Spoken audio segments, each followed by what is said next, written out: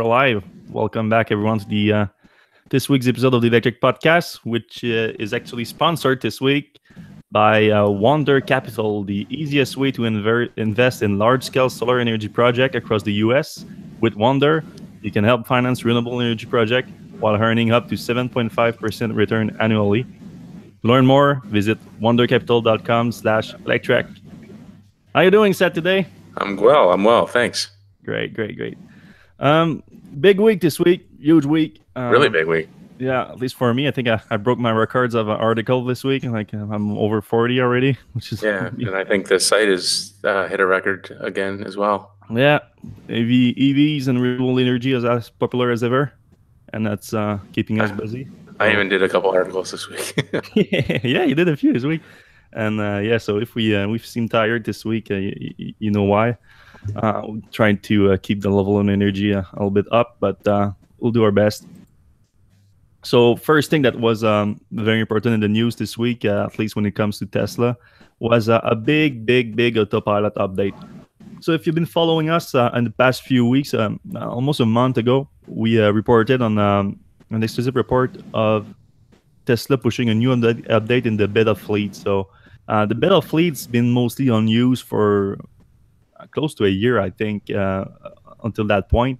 But it's a group of early access owners that have the program was first called early access. Now I think it's called just beta tester, but they have access to early build that are not pushed wide to the fleet. So when we're talking about a few hundred owners or so, and they were testing a new update that was powered by a brand new neural net developed by Tesla's vision team, led by the new director of artificial intelligence at Tesla, Andrew Caperti. And I think that's how you pronounce his name, but either way, he's a neural net expert. So he built, with his team, of course, a brand new neural net system that Tesla tested, like I said, on the beta fleet last month, and this week started to push to the wider fleet. So right now, if you have the update 2018.10.4, your Autopilot system is powered by this new neural net. And the neural net is a lot more heavier.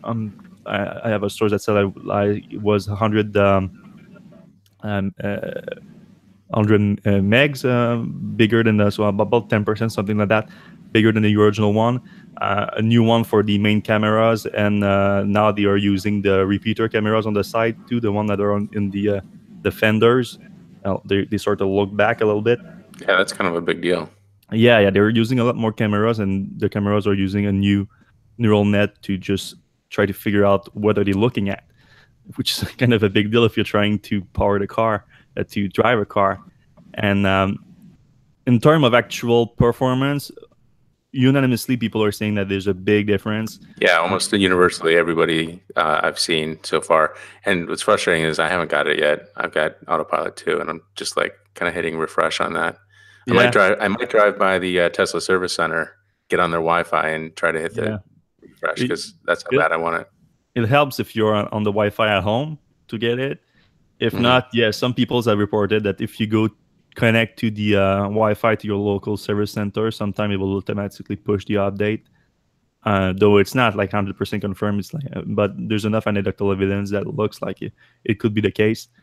But the update is pretty fast this week, so normally it can be kind of slow at first. But we started seeing, I think, on Wednesday night, the others started pushing, and by this morning, I think most people are. I mean, it's only Autopilot 2.0, 2.5. Nothing for Autopilot first generation, which has been pretty much like limited for a while now since Autopilot 2.0 went out. Might still improve on its own, like with more data coming in, but there's no like new feature coming or anything like that. And so Autosteer, of course, is the big difference. People are seeing a lot less ping-ponging between the lanes. The vehicles also, when you look at your instrument cluster, you can see when the vehicle detects the lane, and most people see a big difference right now. Tesla just detects the lane a lot quicker, which means that you can also activate Autosteer a lot quicker. So Autosteer doesn't appear available all the time, and it appears when Autopilot system can detect the line on the roads, either on the side or a middle lane. But right now it's going a lot quicker. Some people are also seeing a difference with the traffic over cruise control. If you're locked into a car in front, um, Autopilot 1 was often seen as more effective in terms of slowing down with a lead car to slow the speed and come to a full stop. Now, most people I've talked to said that the with the new update, Autopilot 2.0 is just as good as the first generation when it comes to going to a full stop with a lead car, which is a big deal, of course, if you're using it in traffic, which is a big use of the Autopilot system, trying to be more convenient in traffic. So just a couple things. This is the one that Elon Musk has been talking about for a while, right? Mm-hmm. Yeah. And so initially, that like people are, we've seen a bunch of YouTube videos. They're saying it handles much better. So you mentioned the ping ponging. I'm assuming that's gonna kind of, bring Autopilot 2 to Autopilot 1 parity, or even surpass it. I'd say the most positive, because it always depends on how you use Autopilot. So if most people just use it as you should on the highway, which is the recommended use by Tesla, to use the system on a highway with a divided between each way. And at that level, the Autopilot 2 was already pretty good. But like I said, like with the thing with coming to a full stop and things like that weren't already as good, because especially when it comes to detecting like an object that is not moving. So again, a car in full traffic, and when it's at a full stop, that was an issue. So things like that made it so that people weren't ready to call it completely a parity with the Autopilot 2.1. That was already so that update fixed that. But Autopilot 2.0 was already a lot better for like local roads, for example. So since there's more cameras, we're able to more easily detect, even though there's no line, to be able to sort of navigate, even though there's no line. That got actually better in some aspects with this update, but it was already in many ways better than the first generation Autopilot. So yeah, at this point, you could easily say that 2.0 is better than the first generation, I think, overall. And it's gonna get a lot better now that you have the new neural net. So with the new neural net, you just keep feeding more data into it, and it gets better over time. So that's the exciting part. So we have the basis right now to be able to experience an even better Autopilot in the future.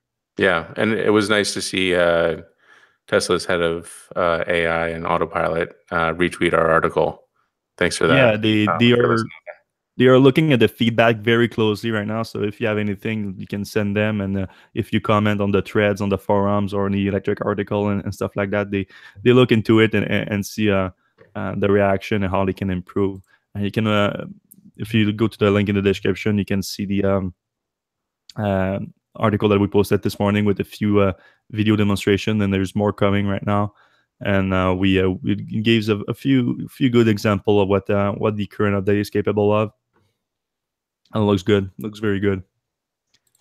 And while we were speaking about not entirely self-driving, of course, the Autopilot is still a driver assist system, but it's going towards self-driving.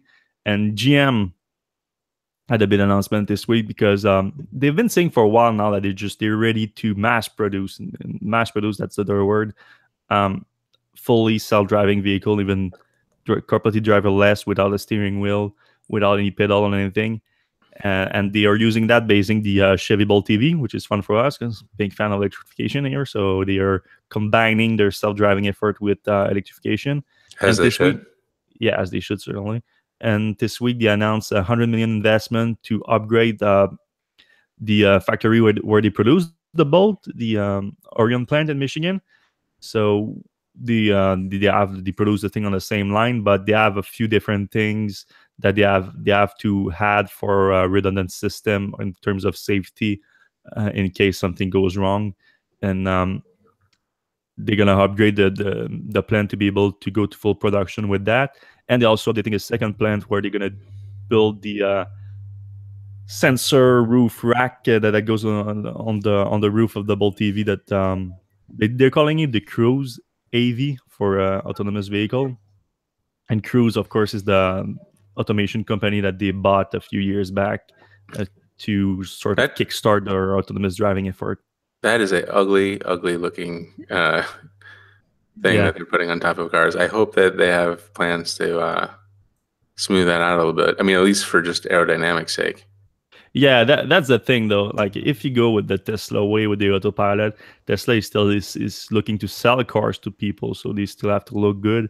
And their vision-based system is good for that, because you just have to hide a few cameras on the cars, which isn't as difficult as what we see on the roof of the Chevy Bolt autonomous car, which has 5 lidar sensors, which are already a lot bigger than cameras, and then you have 5 of them all jacked up on top of a weird looking rack that looked like a alien saucer or something. Looks like a Roomba.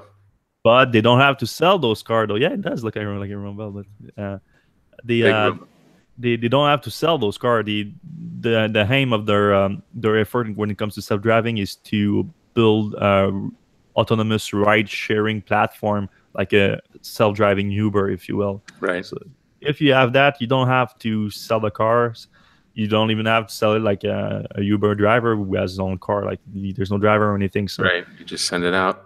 Yeah. So the way you experience the car is you sit in it for however how long the ride is, and then you get out, and that's it. So unless you've been caught dead in it, like it's not your car.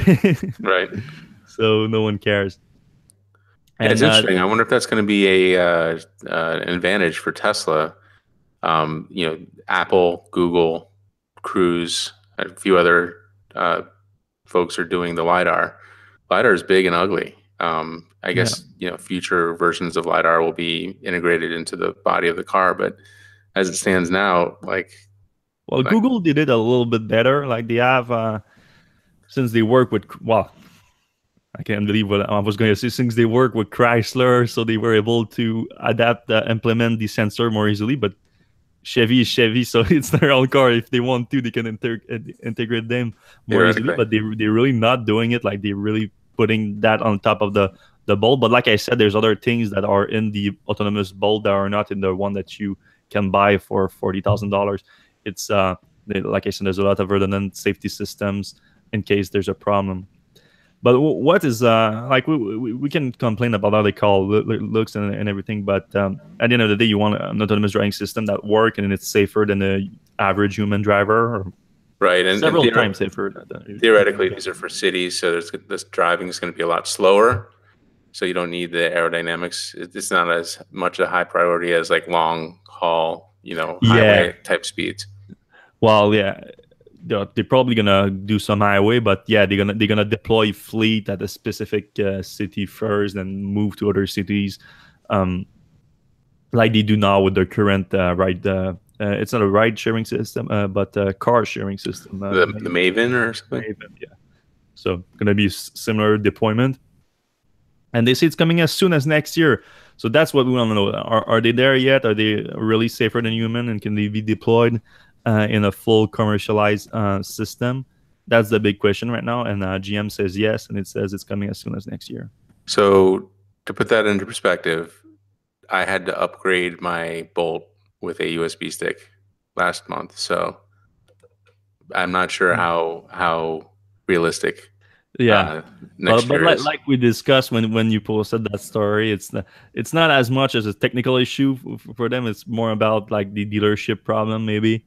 That's part of it, I mean that could be part of the Cruise problem. Like, these are cars, and all cars have to go through dealerships, don't they? Like, But if they're not selling them to customers, like do the Maven car have to go to the dealership? Like, I don't know. I'm not sure that's gonna be a big. Maybe that's the loophole. Maybe that's why a lot of automakers are going that way too, or they're going with ride-hailing system, and not they don't want to sell the autonomous cars like Tesla does or will. Or such a weird way to talk about Tesla, because they claim that they can be already autonomous, so they're sort of already selling autonomous cars. Right, they're selling the hardware, but the software will come at some point. Yeah. And that's still Tesla still said that they're gonna do coast-to-coast demonstration in the coming months. So maybe we're gonna have a better, because it's very hard right now to say who's the leader right now in autonomous vehicles. It's extremely hard. There's a bunch of like I would say charts. Google, probably. Yeah, Waymo has been doing some very impressive stuff. But Waymo and Cruise are maybe the most public about what they're doing right now. They're the ones like showing demo rides and everything. Tesla hasn't shown anything in since October, Right. October 2016. So it's been a long time.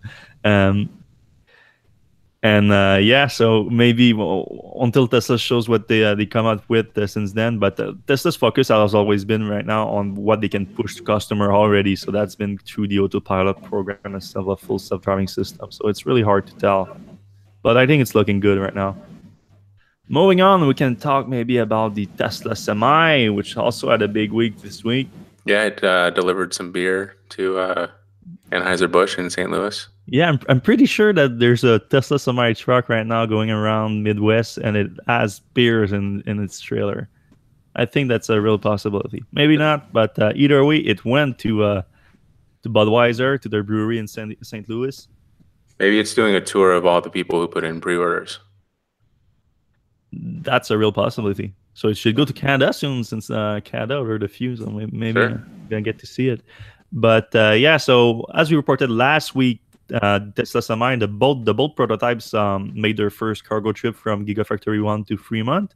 And then just a few days later, that was this week, one of those two prototypes, the gray one, showed up in St. Louis at, Seth's going to say the name.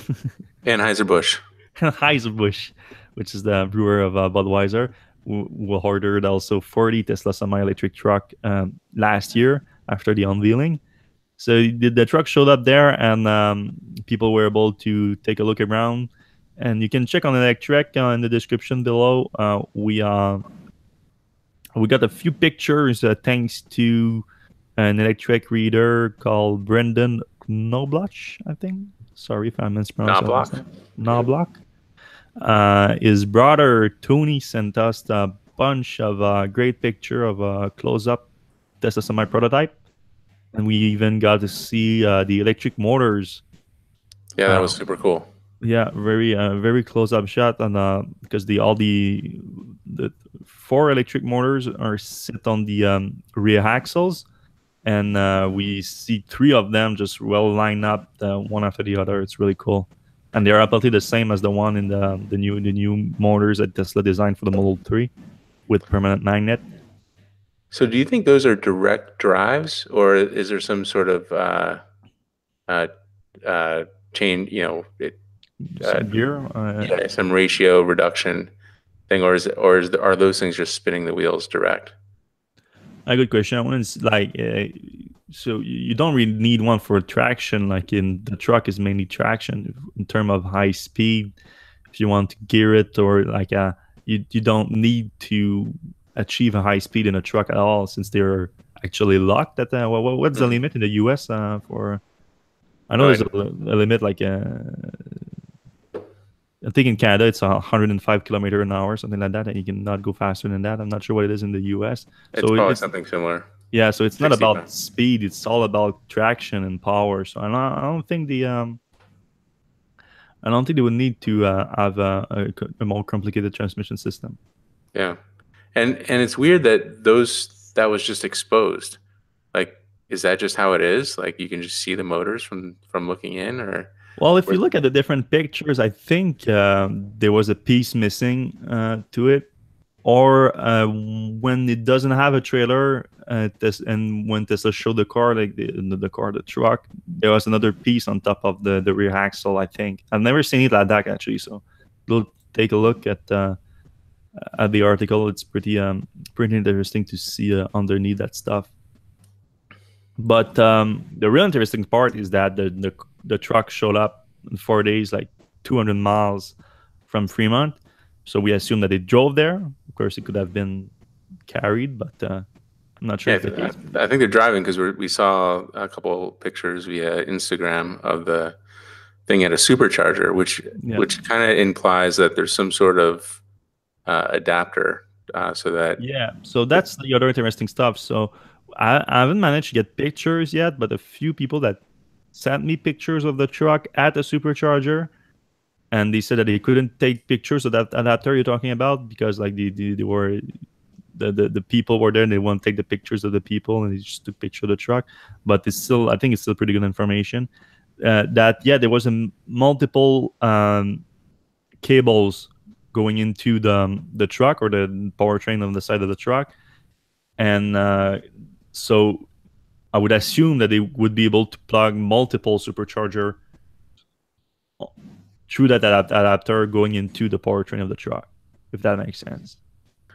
Yeah, I don't know if they would need to do more than one. I mean, they can probably fill up in a few hours at a normal supercharger. Oh, sure, but if you don't want to go quicker. Yeah, if they want to go quicker, they would have to kind of, I don't even know if those supercharger cables can reach twice around. Also, that's what I'm saying. They have like the adapter is also an extension sort of. Okay. That's how it was described to me. But like I said, I would have liked to have seen a few pictures. Yeah. Also, it's kind of interesting noting the wheels. The rear wheels are not the dualies that you kind of normally see on those trucks. They have these really big, fat, treaded tires there. I don't know if, I'm not a big semi-expert, but I don't know if that's an efficiency thing or what. Well, it's a weight thing too, because normally if you have dual tires, it's going to be heavier. Right. You also need the wheels underneath, which is the heavy part, of course. So I think it's probably more of a weight thing and an efficiency thing too. So if you end up with less contact with the ground, automatically you're going to increase your efficiency. Right. I'm not a semi-expert either, so I'm not sure exactly like what's the why not more people do it, because that doesn't change the fact whether your powertrain is electric or diesel, you can still have efficiency advantages like that, like with the tires and the wheels. But speaking of a semi-expert, we had a few semi-experts. We weren't happy about what they were saying. Well, actually, they were happy about what they were saying, but they weren't seeing. What they were seeing was not what they were thinking. The Tesla Semi was the same prototype since it was going around Missouri after leaving the brewer in St. Louis. It was spotted on the side of the road on the highway, and since it was like in the middle of nowhere on the side of the road, people assumed that it was broken down, which is a fairly reasonable assumption. But some people were like too happy about it, especially when it comes to truck drivers. So I didn't know that it was that Tesla Semi was an issue with truck drivers, because I didn't see it coming, especially since Tesla never like made it so that it was a self-driving truck, which I would see the problem then. But it's mainly about going electric with trucks. It's not about self-driving, so I don't see an issue with drivers.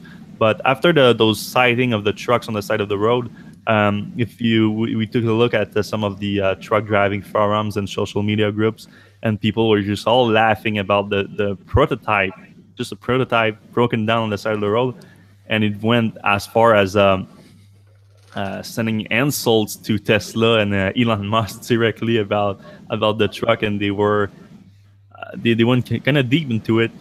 And we talked to Tesla about it, and they said that the vehicle wasn't even broken down on the side of the road. They just, like we said, it's a prototype. It's part of the test program, and they just stopped on the road to check a few things, make a few tests, make a few adjustments, and then they went right back on the road. Nothing like they didn't need to be towed or anything like that. But it still made a lot of naysayers quite happy about it. And that's the thing, even if it was broken down, if there was a big issue with it, and you have a problem with Tesla Semi, you shouldn't be happy about that, because that's part of a test program. You're pushing the truck at its very limit, and you see how it reacts and how it performs at those extremes. And if you can break it, then that's actually a good thing, because then you see where it went wrong, and then you can adjust, and the actual final product would be a problem. If your production version, after being launched and being sold to customer, if then it breaks down, that's an issue. But prototype, it's a good thing that it breaks down. So yeah, I wasn't happy about that. I was disappointed by truck drivers. Do you have an idea, Seth, why truck drivers wouldn't be happy about the Tesla Semi coming to market? Well, I think not everybody's going to have a Tesla Semi, so this is kind of a disruptor. And when some like if Anheuser-Busch has their own fleet of Tesla semis, then all of a sudden your one semi operation may seem a little bit more in jeopardy. That's a guess. I don't know. I mean, people are just typically averse to change. Like that's just kind of normal. I don't know. Yeah. Also, the rear view mirror on the thing looks kind of bent. Did we ever figure out what that was? The rear mirror? Oh yeah, the side mirror looks kind of bent on the Tesla Semi. Let me take a look. No, I didn't realize that. Well, maybe they can move it, but probably they can move it. So that might be just it. Like you can move it around. But no, like I said, Tesla said it wasn't. I think they just flipped it because they were on the side of the highway.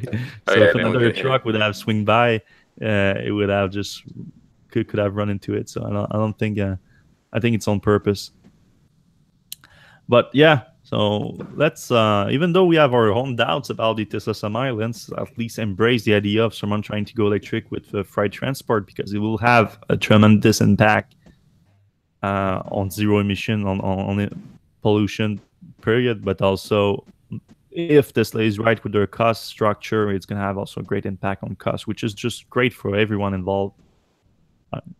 Everyone that buys anything, it's going to be great for them. So either way, moving on, electric cars are becoming increasingly greener in the US thanks to a cleaner electric grid. So that's something that we've been pushing for a while now.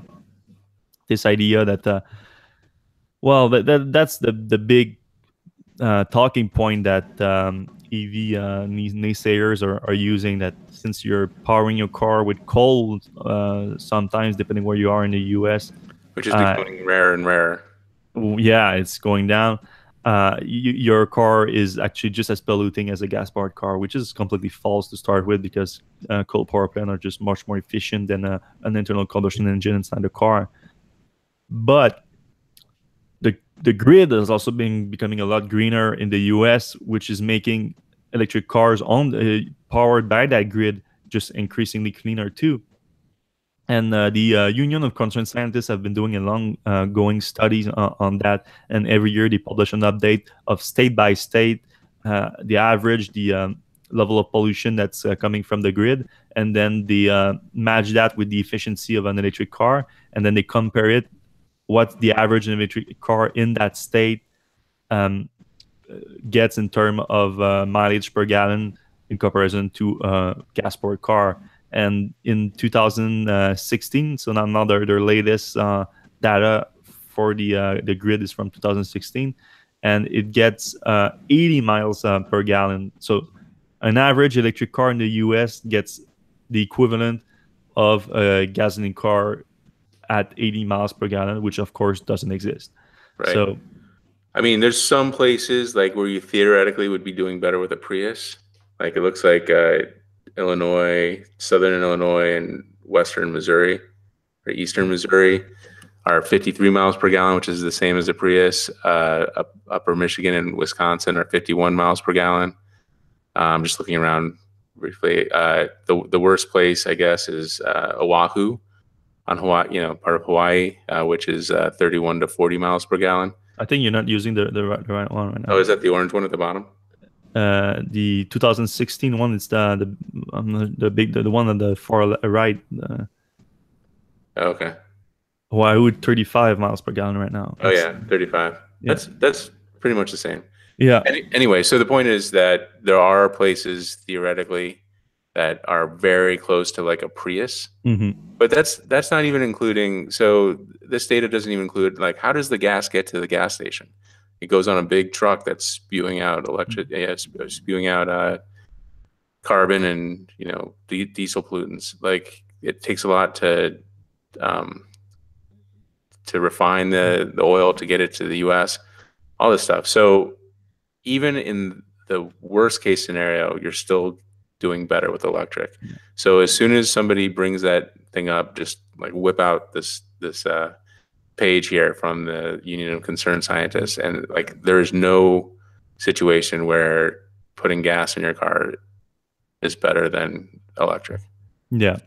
And then also you just named the worst example, and of course we already mentioned the average, which is looking good. But then you have the places that just are completely off the chart, like of course California, which has an increasingly higher mix of renewable energy in the grid, which is now 109 miles per hour. Then you have look at upstate New York. Yeah, upstate New York is looking great at 191 miles per gallon. That's mostly from Hydro-Quebec, I believe. Yeah, so that's why I'm saying that Quebec is the best thing. So like we are exporting hydroelectricity right now in New York, so that's what making a difference. But here in Quebec, it's not. I'm not sure what's going to be the equivalent if you look at miles per gallon, but it's 99.9% renewable just our energy in Quebec. So when you put an electric car on the road, it makes such a big difference. Which is why I don't get why we just don't go all in on electric vehicles in Quebec and in everywhere else where you get that kind of clean grid, like right now in upstate New York. But in Quebec, it's even better than that because we import all our petrol. So there's a technology that exists right now that can make it so that we would stop importing all that petrol and have a big energy deficit and then replace it by an energy that we produce ourselves, and it's completely clean. And on top of that, it's not just a few handful of people that's getting rich of it. The entity producing that energy is state owned, and therefore it's public good. It's everybody's profit from them selling more electricity. I just don't get it. Like, it's not we need a carbon tax. It always comes, like, you can go all different directions, but it always comes back to like you just need a carbon tax and everything falls into place. Yeah, but that's the thing. If you have a carbon tax at the state level, carbon tax would work when everybody gets into it. And Quebec already tried that, and then there was a partnership with California at some point and everything, but it never got off the ground because like you can go nationwide with it. So that's why I'm thinking like, but if you can go directly at the state level and just encourage the and they do, like we have a $8,000 incentive at the purchase and everything, but it's like a fraction of what Norway is doing, for example, and Norway is just as big as Quebec, so it's the same thing. You're a little bit richer though. Yeah, a little bit. A lot more Teslas over there probably. But they also have a ton of petrol. That's the thing. Like they can use their own petrol if they want to, but of course they produce more. No, they're on the easy, don't get high off your own supply regimen. Yeah, well, they're trying to get off their own supply, but they still use them. Well, on the other hand, Quebec is just importing everything, so that creates a big deficit. But yeah, it's still encouraging for the fact that the grid is getting cleaner, therefore EVs are getting cleaner, so that's always nice to see. And speaking of getting cleaner in the US, so you want to encourage more electric vehicles on the road, and the way the federal government is doing that right now is with the federal tax credit, the $7,500 that you get when you buy a new electric vehicle. And as we know, that's going away soon for a few manufacturers, since it works with the phase-out period getting implemented after a specific manufacturer. It's 200,000 electric vehicle delivered in the US. And right now, there's a new effort to try to remove that cap, which was surprising this week.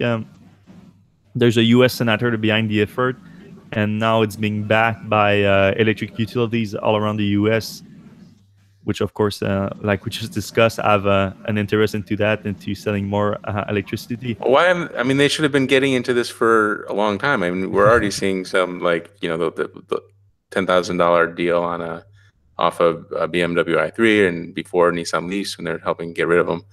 but it's like, why aren't these electric utilities like really getting behind electric vehicles? They stand so much to gain. Mm-hmm. They're going to sell more and Yeah, more well, electricity. there's been a few, but that's really one of the biggest effort we've seen so far. Like 36 electric utilities all band together to try to get that passed, which I don't see. I mean, I'm not I'm not a U.S. politic expert, but I cannot give you like the odds on. Not this administration. I don't see it either. So just a few months ago, the GOP was talking about completely removing the incentive altogether, and now they would extend it. So, but that's the thing. They went with the right argument for the GOP and for Trump. They went with the job argument and the U.S. manufacturing argument and the argument is good because that's the thing. The first two companies to hit the threshold are going to be Tesla and GM, the two biggest electric vehicle manufacturers in the U.S.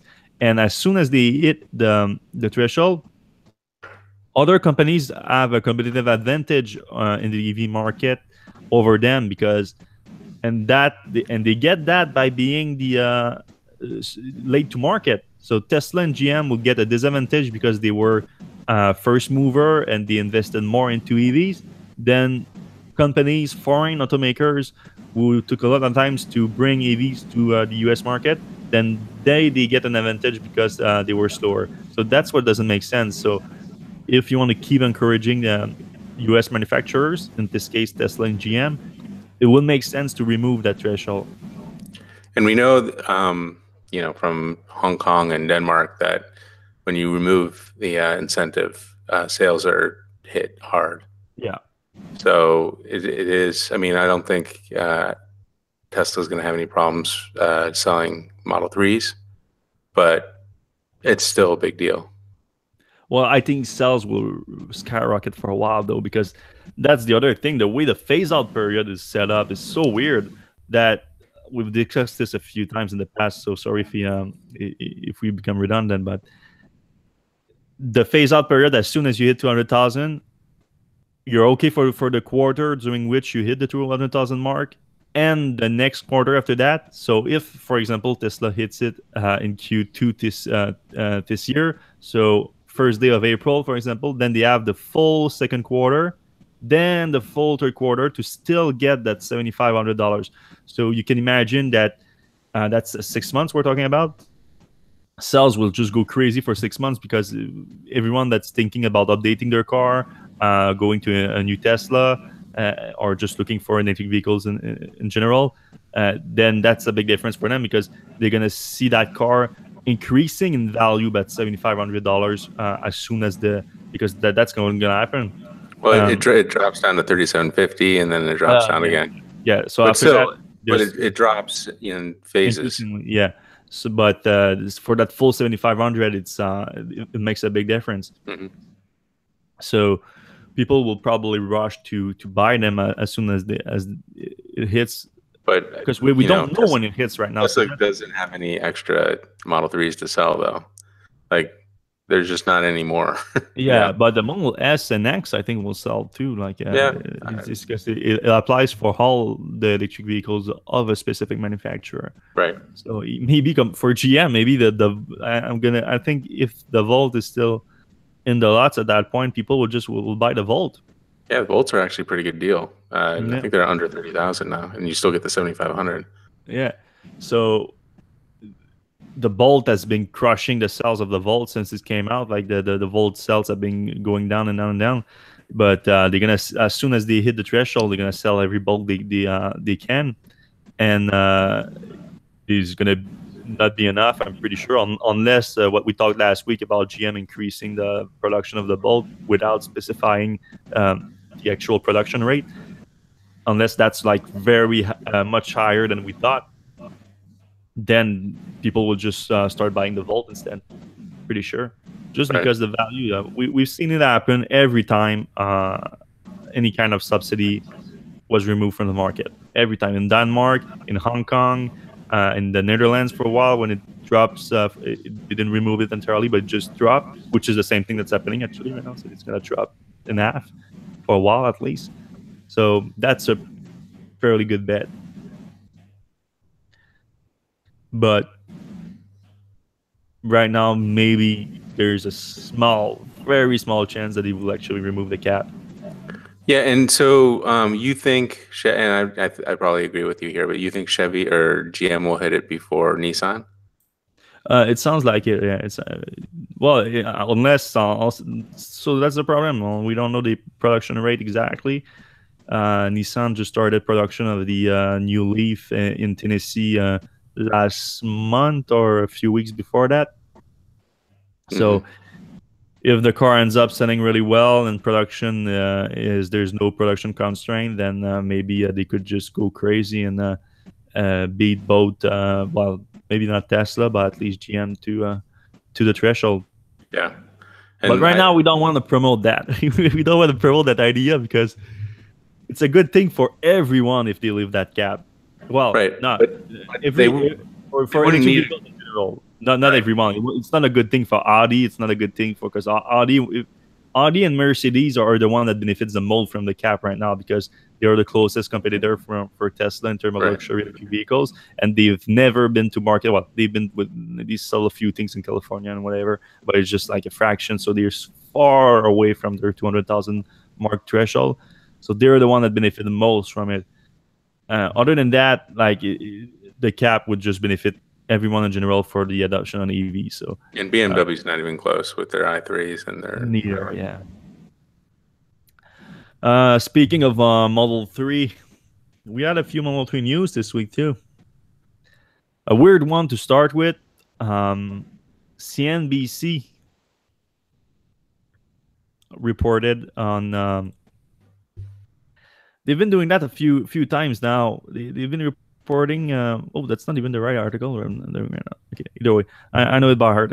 So, CNBC reported that there was an increasing number of flawed Model 3 parts that was putting a lot of strain on Tesla's production of the Model 3. So we know that Tesla's problem with the production right now, but the way Tesla communicated those problems are mainly related to bottlenecks in the production. So you have a ton of different parts to produce. You have several different production lines, and some of those parts and production lines are restricted in the numbers of in terms of volumes, and it doesn't reach the rest of the lines. So that creates bottleneck that limits the overall production.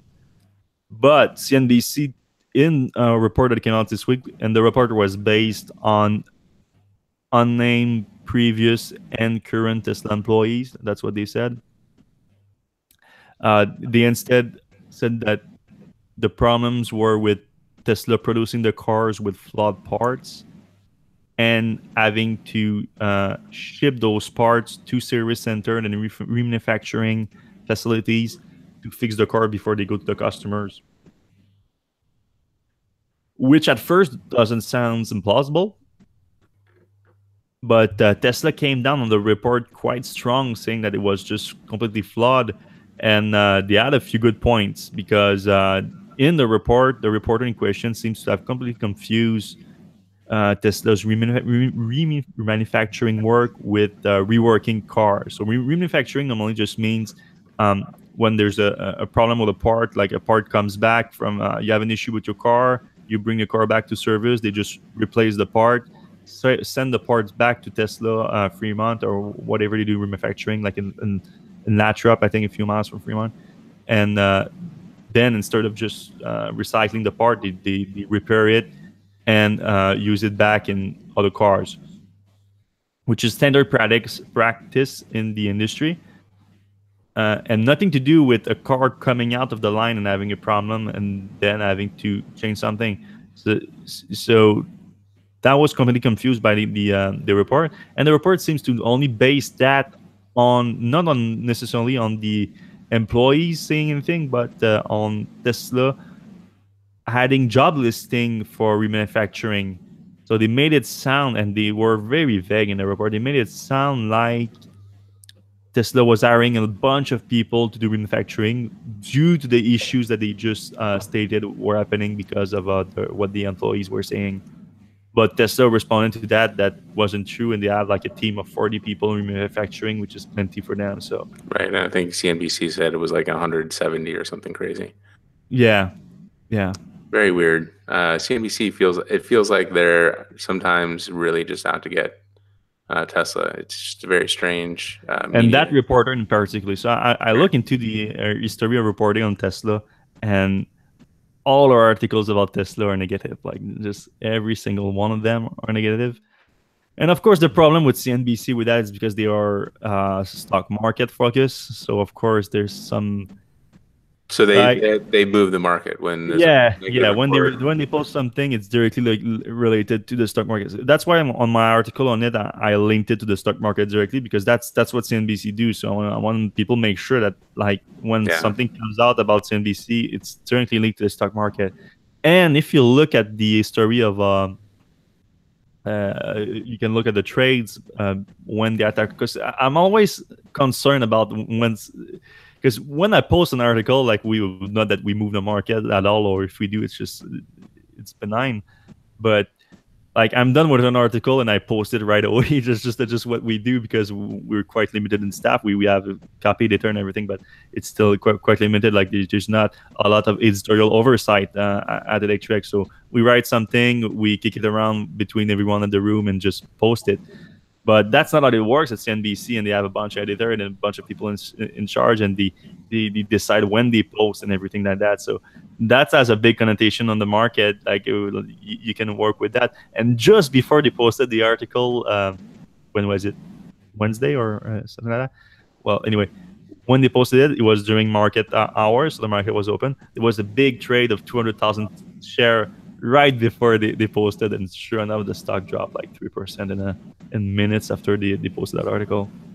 Yeah. So I'm not saying that causation is correlation, but it feels like causation's correlation. Yeah. Anyway, we should break for our sponsor. So Wonder is sponsoring us today, and Wonder Capital. Wonder Capital. So the best way to invest in solar is generally having your own rooftop solar array. But that doesn't work for everyone for whatever reasons. Renting instead of a homeowner, bad roof location or configuration, grid electricity already too cheap in your region. In my case, my neighbor had some big trees that you can't cut down your neighbor's trees. You can, but then the cops get involved, and you don't want that. So, you want to invest even more than just your own electricity savings. Wonder Capital enables you to do that by directly investing in other solar projects with great returns. So small and mid-sized businesses need capital and assistance with solar, and Wonder is supporting them while offering great returns for investors and contributing positively to the helping of the U.S. catch up in solar and fight climate change.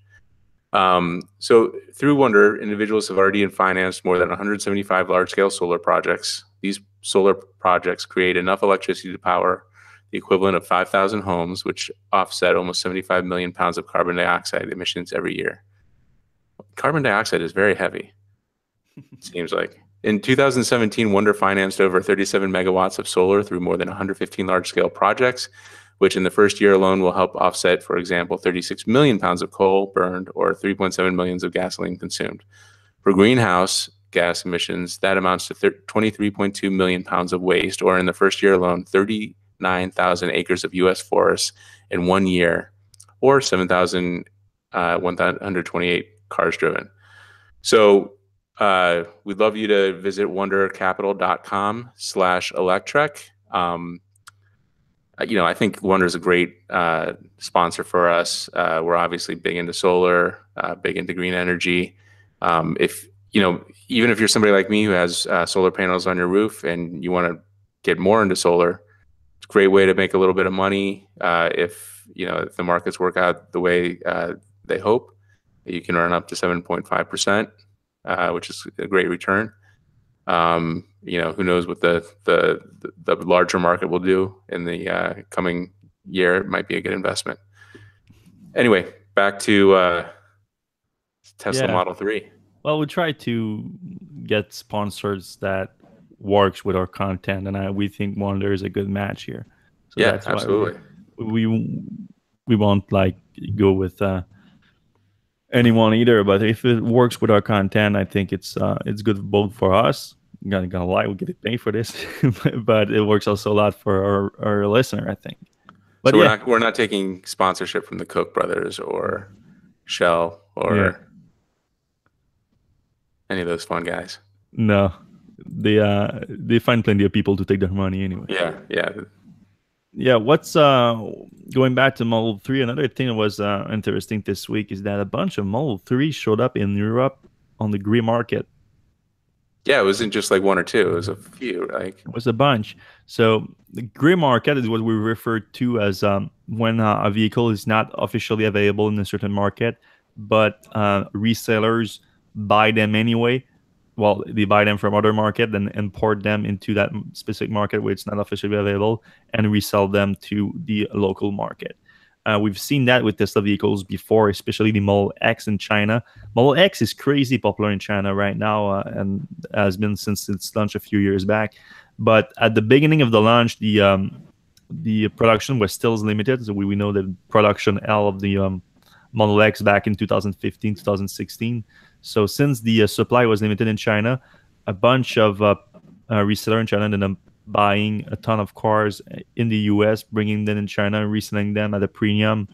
But that came with an issue, of course, with the charging and everything in China, which is not the same as in the US. But now we're seeing the same thing in Europe because the Model 3 is not available in Europe until the end of the year, according to Tesla. But a bunch of cars showed up for on the used vehicle sale websites, especially in Germany, where there were 5 cars for sale. 3 of them were already in Germany. Two of them were still in the US at brokers, at auto brokers, but they were listing them in Germany because they are thinking about shipping them there. But a few of them were still in Germany. Maybe they are the same ones that were imported by German automakers to reverse engineer. So I would be careful with those cars if they've been dismantled and everything. So because that was the first car that we knew were coming to Europe, and one of them is the same configuration that we saw going to an automaker there. do you think I question that because like BMW, for instance, or whatever company, they take apart a Tesla. Would they really try to sell it afterwards, or would they just keep it? I don't want to come back again to the Mercedes thing, but if you're willing to just rent one and then give it back to the owner, you're certainly willing to buy it and then resell it after it. So I really don't think that's out of the possibilities. But either way, even if those cars are in perfect condition, I don't recommend buying them in Europe. It's just not a good idea. There's just so many issues with them. First of all, how are you going to charge it? Yeah, well, charging it at home is not going to be a big issue because there's adapters, but or you can just install an American a home wall charger with the American plug that you can buy pretty easily. But for the Supercharger network, there's no solution right now, so you just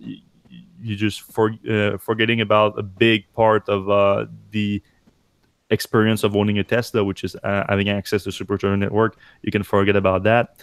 And there's also other issues like, of course, all the cars come with an internet connection. So you have broadband internet with the car. And those come with a Tesla launching in the market and having a deal with a local mobile service provider. And if Tesla doesn't have that deal for the car yet, then you can fix that with a SIMS card. Like you can buy your own SIMS card. But again, you're buying it for your own. So that's another value that you lose. And you're already paying like a premium on the car to start with because the reseller is importing it. I also heard issues with a few people that bought early on the Model S and X. They did the same thing, import them from the US to Europe, and just because they didn't want to wait or something. And those people that have enough money to do that, what they do normally is that as soon as the car becomes available in the European version with the right charging infrastructure, with the internet and all the things that come with it, then they switch car and they buy the new one and just put the one on the other one on the market, on the used market, and then the person that ends up buying that at a discount think they have a good deal, but then they end up with those issues. And one of those issues has been that for every parts that are specific to that market, Tesla hasn't been very good apparently to service those cars.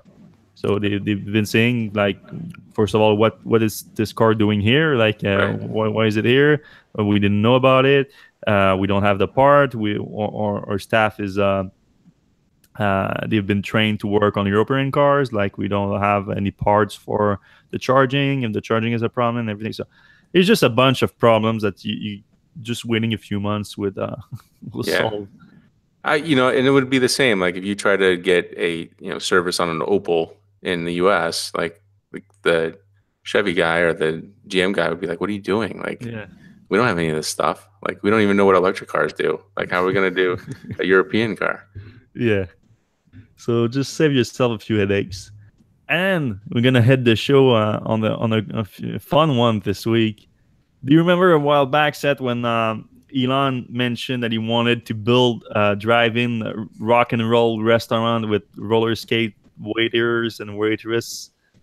Yeah, but that was he was just on Ambien and wine, right? Yeah, that was definitely one of the tweets that you ask yourself, well, is he kidding with this one, or is it a real one with this one? And most of the time, they are actually real ones. So yeah, I think almost all of them are. Like, they turn out to be true more often than not. Sometimes he ends up like just messing with media or something. But this one was real. This week we found out that Tesla applied for a bunch of permits in Santa Monica. On Santa Monica Boulevard, just a few blocks from the beach.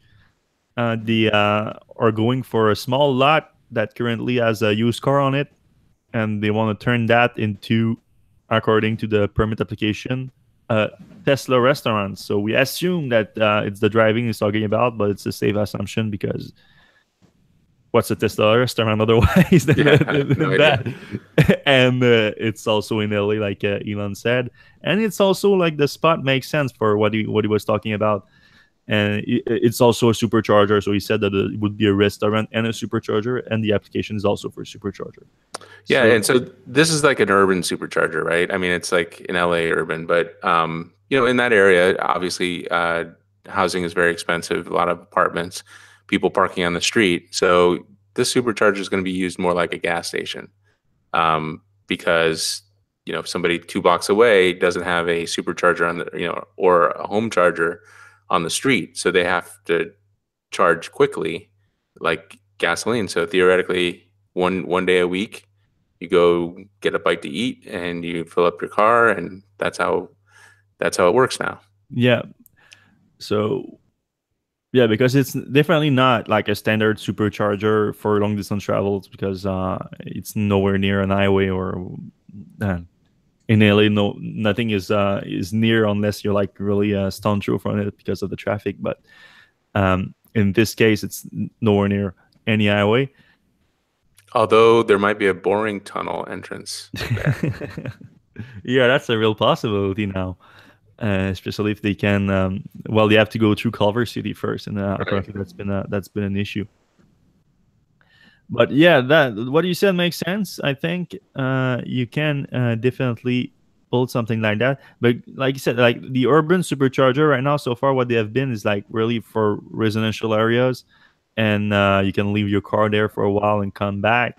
In this case here, like since it's a restaurant, they're gonna prioritize people that are coming in to charge and eat, or can you just leave your car there and forget about it for a while until it charge and come back? Or we don't know anything about that yet, because it's a very first of its kind in terms of supercharger.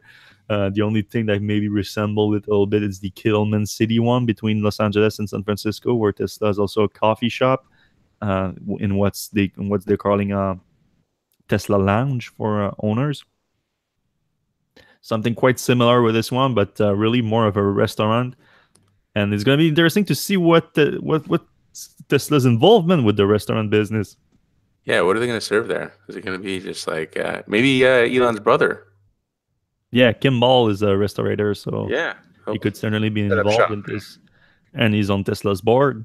Yep, I see it. I see the connection. Yeah, but even then, even maybe if like he can advise for the creation of this thing, like Tesla is really getting into the restaurant business, or is just like they're gonna let a third party take over the restaurant while I think they need to be pretty involved if they want to do the whole thing, like Elon said, with having the menu pop up on the on the center display once you park, and then you can order from there. So they have to be pretty involved. Yeah, I wonder if that's going to really help the neighborhood, because you got a bunch of Tesla owners with 30 minutes of time. Like, I feel like that would be a good place to put a Whole Foods or a the nails. I guess there's probably 10 nail salons there already, but I'm just looking around the neighborhood now, and it doesn't seem like there's much in the way of but the lots itself will only work for like a very small building where no one can get in. And like you said, it's a roller skating. They call that the car hops instead of waiters. The car hops, and you order from your car, and they're gonna bring you everything. But yeah, it could be more than just like food to eat directly at the place. It could be like a little convenience store, and you can have the menu, everything in the store on the screen, and order from there. It's possible. There's a restaurant across the street as well. Another car dealer is down the street. Oh, there's an adult bookshop. That's going to be helpful. Do all your shopping, adult gifts.